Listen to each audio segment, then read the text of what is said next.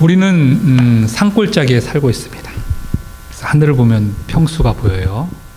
강원도 가면 더하긴 하지만 하늘을 보면은 이게 보여요.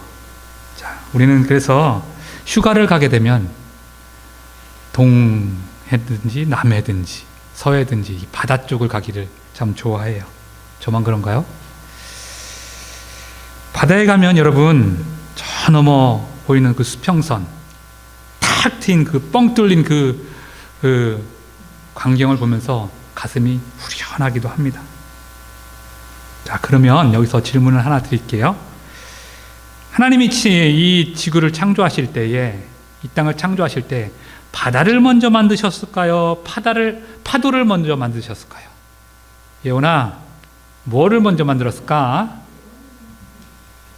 예원이를 내가 편애해서 그래요. 제일 막내라서. 파도를 먼저 만드셨을까요? 바다를 먼저 만드셨을까요? 네? 같이? 저는 파도보다는 바다가 먼저라고 생각을 합니다. 그래야지 오늘 설교가 설명이 됩니다.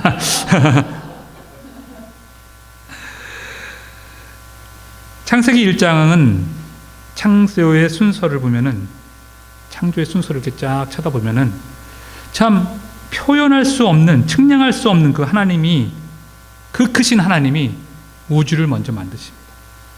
그리고 지구, 육지, 바다, 동식물, 그 다음에 마지막으로 사람을 만드십니다. 이건 질서가 있습니다. 하나님의 창조에 그 질서가 있습니다. 점차적으로 우리가 보기에는, 우리가 그냥 우리의 인지 능력으로 큰 것에서 작은 것으로 이렇게 만드십니다. 이런 방향성, 이러한 질서를 내재적 질서라고 합니다. 국어적 표현으로 하면은 점강법적인 표현이죠. 그런 질서가 있다고 할 수 있습니다. 하나님의 질서 또는 방향성, 방법은 이와 같다고 생각을 합니다. 그 크신 하나님이 티끌 같은 나를 만드신 것, 그거를 보아도 하나님은 그 크신데 모든 것을 집중을 시켜서 나 하나를 보십니다. 이것이 또한 내재적 사랑의 질서라고 저는 표현하고 싶습니다. 그러나 사람은 이 사랑법을 에덴에서부터 깨어버립니다. 오늘 읽은 말씀처럼. 오늘 읽은 본문에서 사람은 이 내재적인 사랑의 질서를 거부하고 보기에도 좋고 탐하기도 좋아 보이는 그런 외재적인 것, 바깥에 보여지는 것, 내 안에 이미 심어 놓은 것이 아닌 바깥에 보여지는 것으로 향하게 됩니다. 그리하여서 서로 비교하고 욕심을 가지면서 두려움을 가지게 되었다고 오늘 본문은 말하고 있습니다. 따라서 우리는 맨 마지막에 나왔듯이 가죽 옷을 입힌 채로 에덴에서 쫓겨났습니다. 자, 그러면 에덴의 뜻이 무엇인지 아십니까, 여러분? 한 단어로 하면 기쁨이라는 거 합니다. 근데 그 의미를 더 확장시키면은 더할 나위 없는, 어떻게 표현할 수 없는 그런 기쁨을 말합니다. 따라서 두려움과 욕심을 가진 사람이 어찌 기쁨이 가득한 에덴에 살 수 있었겠습니까?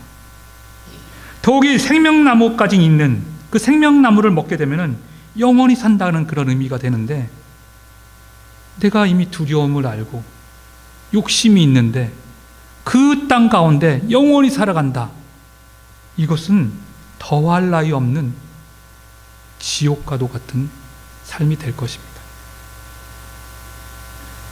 타락후 우리는 우리의 그래서 그렇게 해서 그것을 또 달리 해석해 본다면은, 타락한 후 우리가 유한한 존재가 되었다는 것은 하나님은 저주로 우리에게 주셨지만 그 속 내면 속에는 하나의 축복의 방편이라 우리는 해석할 수 있다고 저는 생각합니다. 이 두려움의 나그네길을 마칠 수 있기에 우리는 감사해야 됩니다. 새벽 기도회를 나오면서 저희 부부는 홍소선 할머니 집을 지나게 됩니다. 그 시간에도 이미 불이 켜져 있어요. 그걸 보면서 참 안타까운 마음이, 무거운 마음을 가지게 됩니다. 얼마나 힘드실까. 저는 오늘 이 두 가지 질서 내지는 방향성을 여러분과 함께 이 말씀을 통해서 창세기 1에서 3장을 통해서 한번 살펴보고자 합니다. 내재적 질서, 외재적 질서.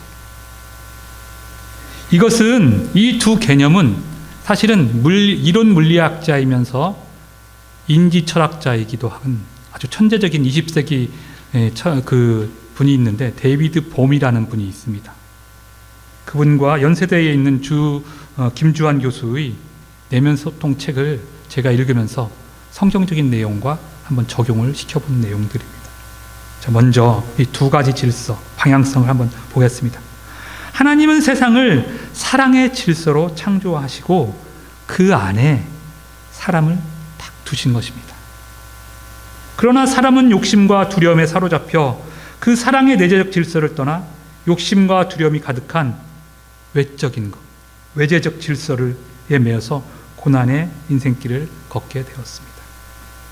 내가 중심이 되어 위로 향하려 하는 것은 마치 우리가 지난주에 읽었던 바벨탑을 쌓아 올리려는 그런 것, 그게 바로 외재적 질서입니다. 이는 기계론적인 사고와도 같습니다.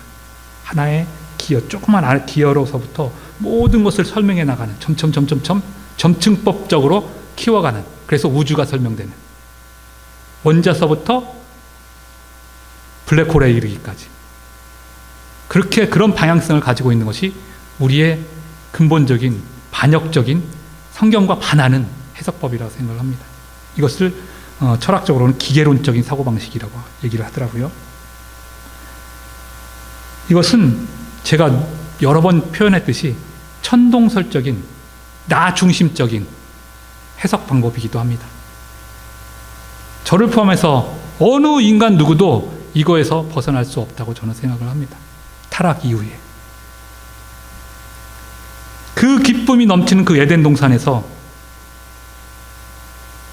나 중심이 되다 보니까 두려움은 자연스럽게 찾아올 수밖에 없는 것이죠. 자, 그러면 먼저 첫 번째, 내재적 질서, 그 방향성, 그것은 무엇을 의미하는지 한번 같이 나눠봤으면 좋겠습니다. 그 내재적 질서는 하나님의 사랑의 계획입니다. 왜냐? 자, 그것을 한번 나눠보겠습니다. 처음 우주는 겉으로 보이기에는 1장 2절에 나온 것처럼 혼란스럽고 아무것도 없는 무정영향이 막 그런 모습처럼 보입니다. 하지만 그 안에는 깊은 연결성인 이 내재적 질서, 그 하나님의 그 질서가 이제 움트려고 쫙 깔려있는 상태를 표현한다고 저는 보았습니다. 창세기 1장은 이 보이지 않는 하나님의 질서가 시간 속으로 펼쳐지는 장면입니다. 창세 이전에 시간이라는 게 있었을까요? 창세기 1장 1절서부터 태초에 하나님이 천지를 창조하시냐로부터 시간은 창조되었습니다. 태초에 하나님이 천지를 창조하시라는 말씀은 하나님의 사랑과 지혜라는 그 내재적 질서가 우주와 역사 속으로 드러나기 시작한 그 선포입니다. 보이는 세계, 즉 외재적 질서는 그 깊은 차원의 내재적 질서를 풀어져 드러난 모습이며 모든 것이 서로 연결되어 있는 하나의 전체적인 하나님의 그 권능 안에 있는 그것으로 이 창조는 시작된 것입니다. 자, 두 번째로 이 내재적 질서는 하나님의 말씀으로 세워졌습니다. 하나님의 말씀으로 빛과 어둠, 땅과 바다, 육지 그런 것들이 구분되면서 질서를 세우셨습니다. 그분은 해와 달, 별을 두어 때와 계절 그런 것들을 나누십니다. 시간들을 만들어 가십니다. 생물들에게는 생육하고 번성하라는 복을 주시며 존재들이 서로 조화롭게 공존하는 구조로 이 우주를, 이 지구를 만드셨습니다. 이것은 바깥에서 어떤 강제하는 그런 것이 아니라 존재 안에 심겨진 하나님의 사랑의 그 내적 구조와 그 조화가 질서가 세워진 것입니다. 전체적인 연결성, 그런 내적 구조가 모든 움직임을 이끌어가고 있는 것입니다. 결국은 하나님의 권능이 이 모든 것을 이끌어가고 계신 것이죠. 자, 그러면 세 번째, 가장 절정의 순간, 하나님의 형상, 그것은 사람입니다. 이 창조의 절정에서 하나님은 사람을 자신의 형상대로 창조하셨습니다. 하나님의 형상대로 사람을 창조하시되 남자와 여자를 창조하시고 라는 말은 사람 안에 하나님의 사랑과 관계, 자유와 책임의 질서를 새겨 넣었다는 뜻입니다. 사람은 하나님의 사랑의 내재적 질서에 가장 깊이 담아내는 전체 우주를 하나의 사람 안에 탁 넣은 거나 똑같은 것입니다. 우주의 전체성의 상징인 게 바로 나입니다. 그래서 하나님은 사람을 복주시고 다스리되 파괴가 아니라 돌봄과 섬김의 방식으로 땅을 잘 경영해 가도록 관리하도록 그렇게 맡기셨습니다. 사람에게 맡겨진 권한은 착취가 아니라 사랑의 질서를 드러내라는 부분입니다. 하나님의 말입니다. 하나님처럼 말입니다. 하나님이 하신 것처럼. 그러니까 하나님의 형상대로 우리는 그렇게 창조된 겁니다. 우리 안에 계신 하나님으로 우리는 하나님을 닮아가야 됩니다. 이것이 우리 인생의 목표이죠. 이것이 우리대로 표현하면 성화요, 더 나아가 영화가 될 것입니다. 자, 그러면 이에 반해서 외재적 질서, 이 방향은 어떤 것을 말할까요? 이거의 코어는, 아주 중심이 되는 핵심은 욕심과 두려움이었습니다. 그 첫 번째, 그것을 일으킨 이 내적 신뢰를, 내적 사랑을 붕괴시킨 것은, 붕괴의 시작은 뱀의 유혹이었습니다. 창세기 3장, 오늘 우리가 읽은 본문에 보면은 뱀은 하나님의 선하심과 사랑에 대한 신뢰를 흔듭니다. 하나님이 참으로 너희에게 동산 모든 나무의 열매를 먹지 말라 하시더냐? 라는 이 질문은 사랑의 내적 질서를 의심하게 만드는 시발점이었습니다. 내적인 신뢰가 무너지면 사람은 외적 기준에 매달리게 됩니다. 눈에 보이는 열매, 당장 느끼는 쾌락과 유익, 다른 이들과의 비교가 삶을 이끌어가는 힘이 됩니다. 데이비드가 아까도 말했던 그 데이비드 봄의 말처럼 전체적 연결성의 인식을 잃어버리면 부분들만 따로 떼어보고 경쟁과 분열이 우리를 지배하게 된다는 것입니다. 영적 차원에서 이것이 바로 죄를 만들어내는 단절의 시작입니다. 내적인 연결이 단절되니 남과 비교하게 되고 결국은 가인처럼 동생을 미워하고 죽이기까지 합니다. 여러분, 지금 세계 곳곳에서 벌어지고 있는 전쟁의 모습들을 보십시오. 가인이 보이지 않습니까?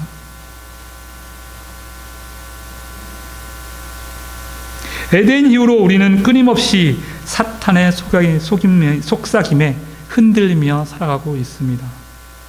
그럴 때마다 내재하시는 하나님의 사랑의 질서를 알아채고 내 안에 이미 계신 하나님, 예수 그리스도가 우리에게 약속하셨잖아요. 내가 너희 안에 거할 것이다. 그 안에 계신 하나님을 알아채야 됩니다. 내 영육혼이 진정으로 살 수 있는 방법은 예수님의 진리, 예수님의 길, 예수님이 생명이라 하신 그 말씀, 네가 길이요 진리요 생명이라 하신 그 말씀을 무슨 의미인지를 깊이 한번 생각해 보아야 합니다. 그 증거는 우리 안에 이미 심겨져 있는 것이죠. 그 사랑의 질서. 자, 두 번째로 욕심과 두려움이 외재적 질서로 향하게 했습니다. 여자가 보니 그 나무의 열매는 먹음직도 하고 보암직도 하고 지혜롭게 할 만큼 탐스럽게 보였습니다. 여기서 사람은 하나님의 말씀이라는 내적 그 사랑의 기준보다 보기에 좋은 것이라는 외적 기준에 이끌립니다. 어쩔 수 없나 봐요, 우리는. 욕망이 판단의 중심의 자리에 앉게 되었습니다. 죄가 들어온 후 사람은 하나님과의 관계를 두려워하며 숨습니다. 내가 벗었으므로 두려워하여 숨었나이다 하는 그 고백. 두려움은 내적 신뢰가 깨졌다는 그 의미이기도 하겠죠. 그때부터 사람은 외적으로 자신을 포장하고 방어하는데 에너지를 쏟기 시작했습니다. 먼저 옷을 만들어 입었죠. 울타리를 쳤죠. 더 나가서 성을 만들었죠. 이제는 문명이라 하는, 고도의 문명이라 하는 도시를 만들어서 모든 하나님이 들어올 수 있는 것들을 방어벽을 치기 시작했습니다. 단절. 더 나가서 파편화에 이르기까지 우리 지금 가정들이 무너지고 있고 모든 관계들이 단절되고 있습니다. 나만 아니면 되는 시대에 우리는 나만 위하여 살고 있습니다. 자, 세 번째, 단절의 결과는 무엇일까? 그것은 고난의 구조를 만들어 버렸습니다. 타락 이후 땅은 사람 때문에 저주를 받았습니다. 죄는 내가 지었는데 고통받는 것은 다른 창조물들이에요. 수고와 땀, 가시와 엉겅퀴가 인간의 노동과 삶을 괴롭히게 됩니다. 사람 안에 내재된 사랑의 질서를 따라 살도록 디자인된 세계에 분열과 자기 중심성이라는 왜곡된 질서가 끼어든 것입니다. 그 결과 인간의 역사는 욕심과 두려움이 만들어낸 외재적 질서를 유지하기 위해서 서로 다투고 싸울 수밖에 없는, 그거로 가득 찬 세상이 되었습니다. 자, 끝은 무엇인가요? 결국은 고통과 죽음뿐입니다. 그런데 이렇게만 우리로 살게 하나님은 놔두지 않으셨습니다. 오늘 열매님의 기도에서도 얘기했던 것처럼 제가 기도를 드리면서 깨달은 바 또 하나는 이 말씀과 연관해서 아브라함과 사라가 죽음으로 이삭이 태어난 것이라 생각이 들었습니다. 아브라함이 팔팔하고 사라가 팔팔할 때는 하나님이 이삭을 주시지 않았어요. 그들이 비웃으면서 무슨 말도 안 되는 소리를 하면서 웃으니까 그래? 내가 너로 진짜 웃게 해줄게 하면서 이삭을 주신 거예요. 이와 같이 우리의 이미 안에 내재되어 있는 사랑의 질서로 회복하는 방법은 없을까? 그것을 세 가지 정도로 생각해 보도록 하겠습니다. 첫 번째는 하나님 사랑의 증거가 바로 창조로부터 십자가에 이르기까지 안에 이미 주셨다는 것이죠. 하나님은 창조 자체를 통해서 사랑을 보여주셨습니다. 생명의 질서를 있게 만드시고 세상을 질서 있게 만드시고 각 피조물 안에 선한 목적을 심어 놓으셨고 그 사람에게 복 주시면서 참된 청지기로서의 삶을 사는 사명을 우리에게 맡기셨습니다. 그러나 사람은 그 사랑을 의심해서 떠났고, 그럼에도 하나님은 이 내재적 사랑의 질서를 포기하지 않으시고 역사 속에서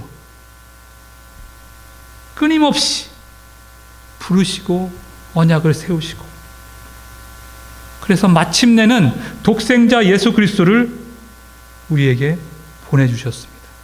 십자가는 이 내재적 사랑의 질서의 총알아 할 수 있습니다. 최종적으로 드러내신 것입니다. 하나님의 사랑이 무엇인지를. 창세기 3장 15절에 우리 이번 주에 외울 말씀 암송 구절이기도 한데요. 여자의 후손, 그 약속은 무너진 질서를 다시 세우시겠다는 하나님의 내적 계획이 이미 역사 속에 심겨져 있음을 우리에게 보여주고 있습니다. 이 놀라운 사랑 안에 내가 있다는 사실을 늘 알아채야 됩니다. 스멀스멀 나도 모르는 사이 나를 속이려고 하는 그 사탄의 속삭임, 그것에 넘어가지 마시고 이미 내 안에 계신 하나님, 그 하나님을 알아채고 아니야 거절하고 그 사랑을 되새기며 그쪽으로 우리는 방향을 바꿔야 됩니다. 자꾸 밖으로 비교하고 욕심내는 그런 시선을 전환시켜 내 안에 계신 하나님, 내재하시는 하나님, 그 하나님을 바라보며 순간순간을 결단해야 됩니다. 나 그 길로 안 갈래. 나는 하나님의 길로 갈래. 자, 두 번째, 성도의 삶은 이렇게 채워졌을 때, 내 안이 풍성히 채워졌을 때, 내 안에 계신 그 하나님의 사랑의 질서를 충만하게 우리가 체험했을 때, 그때 밖으로 나갈 수 있습니다. 더 이상 욕심과 두려움이라는 외재적 질서에 끌리지 않는, 그렇게 살지 않고 성령 안에서 하나님의 사랑과 말씀을 세우는 그런 내재적 질서를 따라 살도록 우리는 부름받았습니다. 우리의 생각과 감정, 선택은 단절된 개인의 샘물이 아니라 하나님의 전체적인 사랑 안에서 다시 서로 연결되어 하나의 흐름이 되어야 합니다. 내가 양보하고, 내가 협력하고, 내가 배려하고, 공감하고. 그래서 신앙생활은 겉으로 종교적 행위를 맞추는 그런 수준이 아니라 마음 깊은 곳에 있는 그 하나님을 신뢰하는 그 신뢰의 구조로 바뀌는 사건입니다. 하나님이 나를 사랑하신다는 복음의 진리가 내면의 중심 법칙이 될 때 내 삶의 외적 질서는 새롭게 재편될 것입니다. 내적으로 하나님의 사랑과 연결되고 그것이 두려움이 아닌 사랑의 기쁨으로 외적으로 표현되어 이웃과 연결되는 것, 이것이 성도의 멋진 삶입니다. 세 번째로, 공동체 안의 질서라는 제목입니다. 교회 공동체는 세상과 같이 경쟁하는 그런 것이 아닙니다. 비교하며 서열과 지배, 이런 파시즘 같은 그런 구조가 아닙니다. 서로 지체로 알고 섬기는 사랑의 내재적 질서가 드러나는 자리이어야 합니다. 서로를 향한 말과 행동, 재정의 사용, 그 다음에 시간의 사용, 갈등을 해결하는 방식, 그런 속에서 우리는 무엇을 신뢰하는지가 자연스럽게 드러나게 되어 있습니다. 하나님의 사랑의 질서인지 아니면 세상의 두려움과 욕망의 질서인지 판가름이 납니다. 자, 결론을 맺겠습니다. 다시 내적 질서, 사랑의 질서, 내 안에 이미 심겨진 그 질서를 선택하십시오. 선택은 나에게 달려 있습니다. 하나님은 이미 내 안에 와 계십니다. 내가 예수 그리스도를 나의 구주로 고백하는 한. 창세기 1장에서 3절은 단지 먼 옛날의 이야기가 아닙니다. 오늘 우리의 내면에서 매일 반복되는 선택의 이야기입니다. 내가 과연 하나님과 진짜 연결되어 있는 것인지, 내 안에 진정 하나님이 와 계신 것인지, 그 하나님과 나는 끈끈한 연결의 선으로 연결되어 있는지, 하나님의 사랑의 내재적 질서를 신뢰하고 그분의 말씀을 중심에 모실 것인지, 아니면 보암직도하고 탐스러운 외적 기준에 따라갈 것인지, 이 갈림길에 여러분은 매 순간 서 있습니다.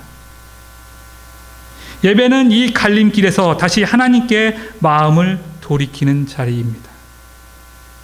성도는 말씀 앞에 서며 성령의 도우심을 구하며 십자가 안에서 확증된 하나님의 사랑을 붙잡음으로 욕심과 두려움의 외재적 질서가 아니라 사랑과 신뢰의 내재적 질서를 선택해야 합니다. 이것이 바로 그리스도 예수의 마음을 내 안에 품는 우리의 삶입니다. 기도하겠습니다. 하나님 아버지, 창세 이전부터 우리를 사랑하시고 우리의 연약함, 우리의 부족함을 아시기에 결국은 그 크신 하나님이 이 작은 사람이 되어서 우리를 사랑하시되 죽기까지 사랑하셔서 죽었던 우리를 살리셨기에 하나님 감사합니다. 우리가 살아가면서 부딪히는 모든 일들 속에 이 하나님의 사랑의 법칙을, 질서를 선택하기로 이 시간 우리가 다짐합니다. 그럼에도 불구하고 우리는 또 넘어질 것입니다.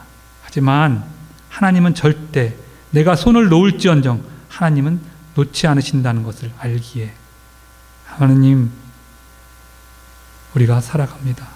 감사합니다. 그렇게 하실 주님을 찬양합니다. 고대합니다. 예수 그리스도의 이름으로 감사하며 기도했습니다. 아멘.